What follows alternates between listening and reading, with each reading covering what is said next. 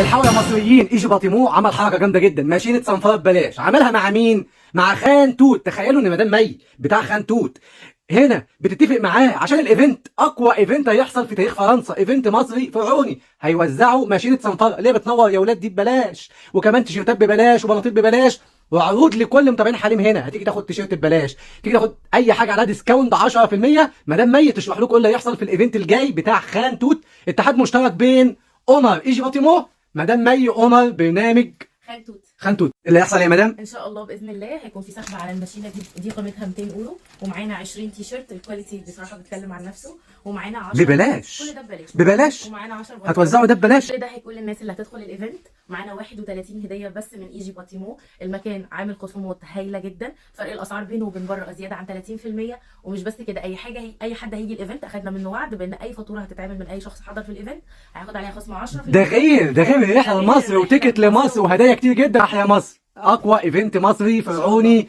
مدام مي احسن واحده، هي ومدام نفيسه بيساعدوا السيدات المصريه هنا لله. مفيش مصالح، مفيش جمعيات، مش تحت نظام اي مؤسسه، لكله لله يا باشا. النهارده السبونسر بتاعنا بنصالح بيه الرجاله علشان حليم وصل له كومنتات انتوا مدلعيني ستات بس، كل حاجه للستات بس. النهارده بنساعد المصري الكادح ان هو ياخد حاجته، ياخد ادوات شغله، وياخد تيشيرتاته وبنطلوناته جراتوي، علشان مش بس الست تفرح، الراجل والست يروحوا الاثنين مبسوطين.